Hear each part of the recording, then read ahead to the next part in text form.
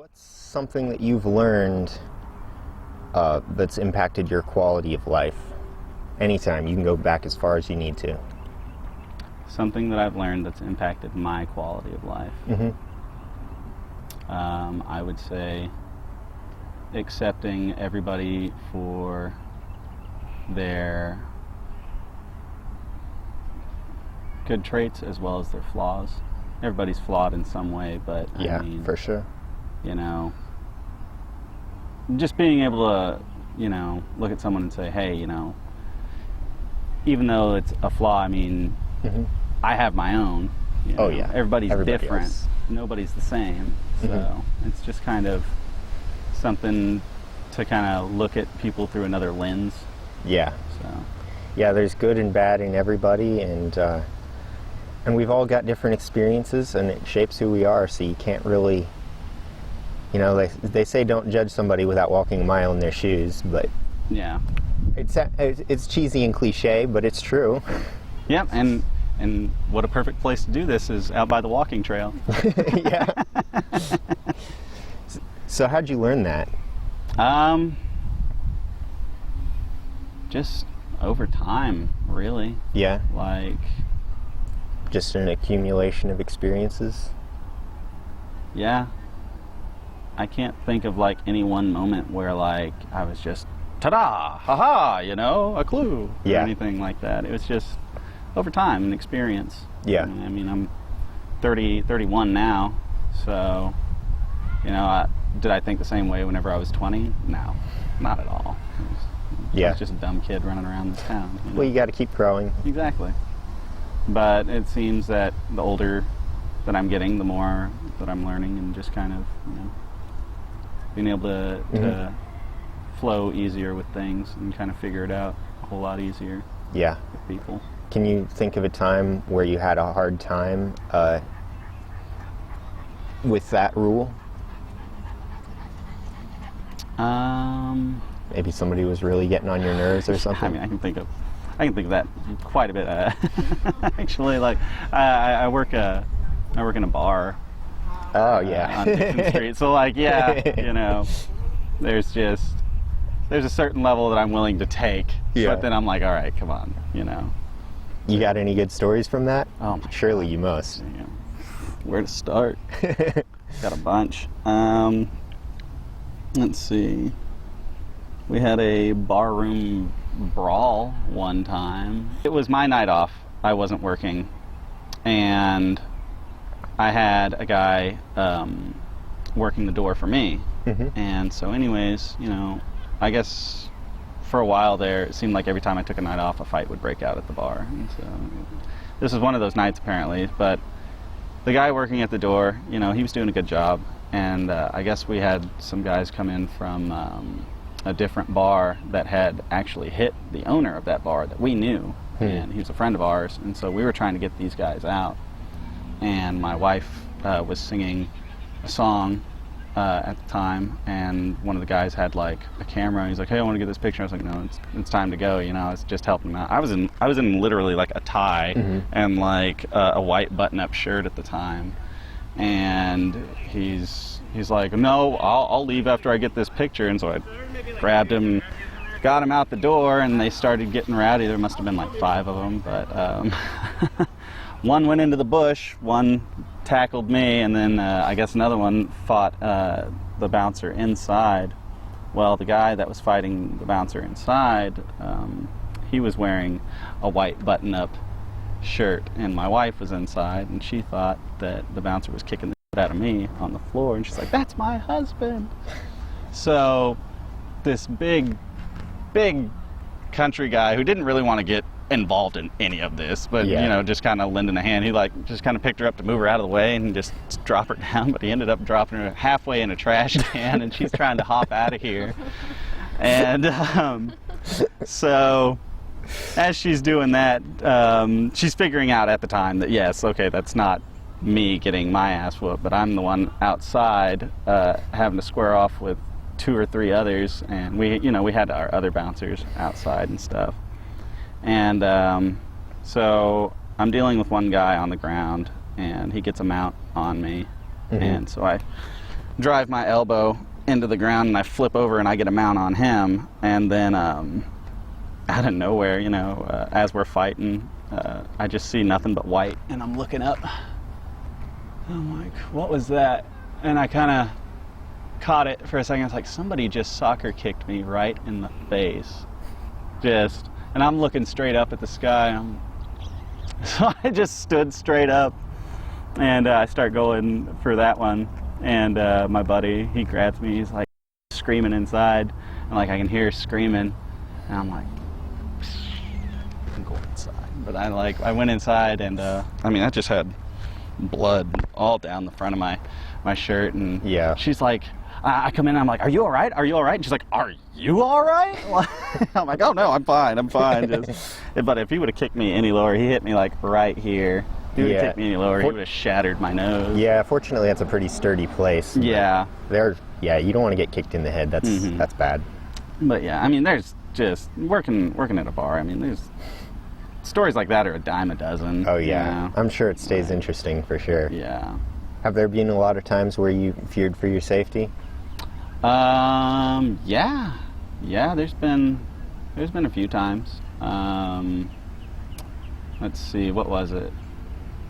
So one time, I caught a guy. He snapped our door off the hinges, and I chased him down. And I was on the phone with the police, and you know he's trying to run as fast as he can, and I was just like keeping up with a brisk jog. But anyways, we got him. You know, I had the police on the phone, and we got to the train bank, and the police pulled up, and you know they got him.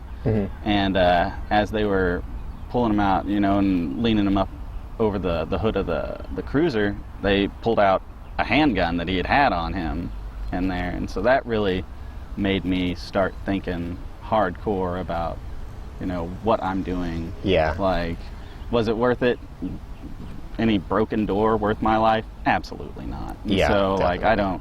I don't chase anybody anymore out the door. I mean, Yeah. that was a really like big eye-opening experience there. And then there's another time, this guy, he's walking out the bar, and he's got this drink in his hand. And so, you know, I step out on the stoop, and I'm like, oh, hey man, I'm sorry, like we can't take drinks outside. And he's like, you know who I am? I'm like, I No. can't say I do. And he's like, they call me the Don. And I was like, the Don of what? And I guess he didn't like that. And I was like, look, man, like, we got off on the wrong foot. Why don't you bring that back inside? And I start reaching out for it. And he steps back again. He puts his hand in his jacket, and he's like, you touch this drink, and I'm liable to kill you. And I was like, they don't pay me enough for me to find out. So it's like, Yeah.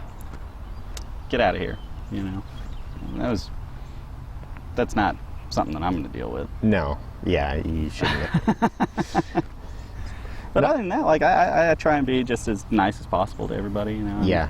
I mean, there's not much that's worth a human life, so. Yeah, and like, don't get it wrong. Don't think this is just like every Saturday or anything like that. No, like 95% of the time, like working at a bar, it's your approach at the door and your approach whenever you come to talk to them. Like, you can diffuse it all by just being nice and like talking to them. I've come up to like some of the biggest guys in the bar, and I'm like, I put my hand on them, you know, and I've talked to them earlier, and I'm like, hey man, I think you've had enough. Yeah. It's time to go. And remember one time, this big old guy, he goes, I reckon I have. And he just like gets up and out the door. Nice. And I was just like, oh, thank God. I was like, there's no way I was going to get this man out the bar. That's awesome.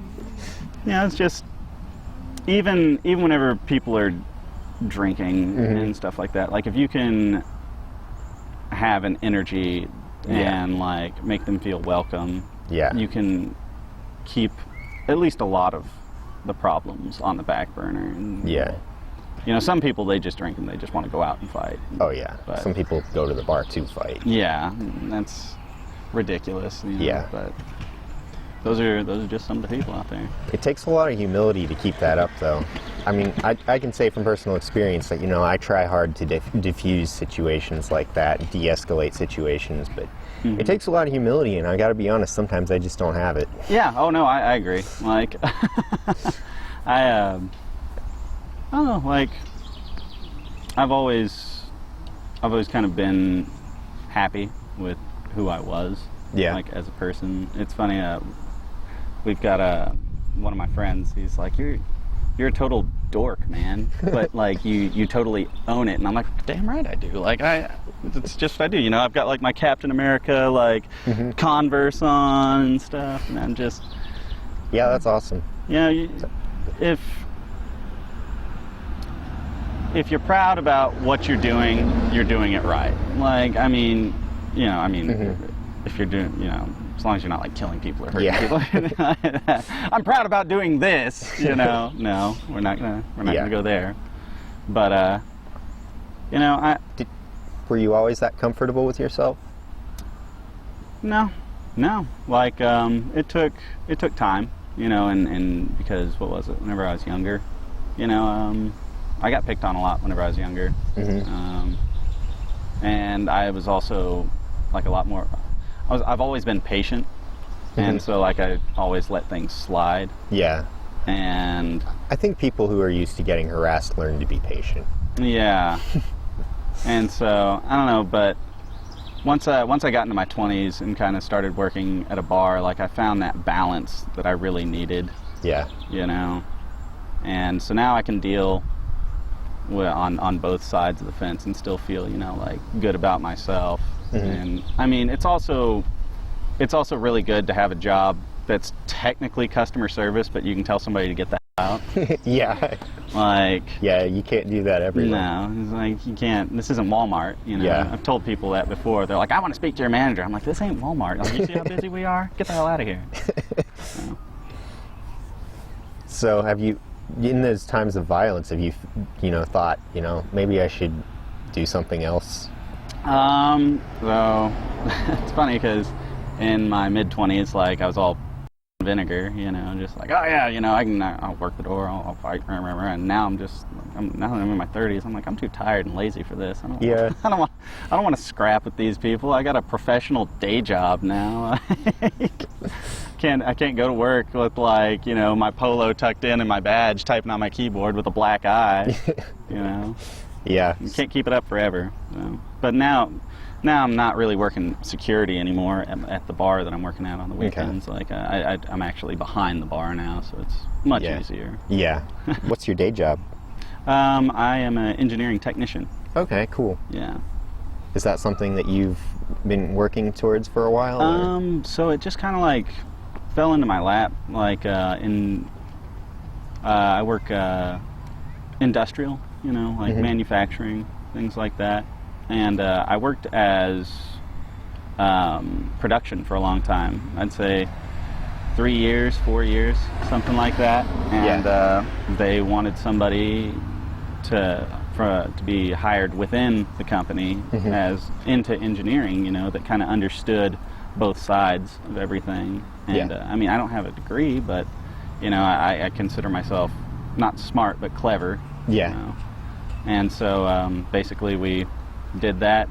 They had a hiring process. I filled out my entire resume. I pulled strings and called my uncle down in Louisiana, who's actually a professor of kinesiology down there. I was like, give me a letter of recommendation, please.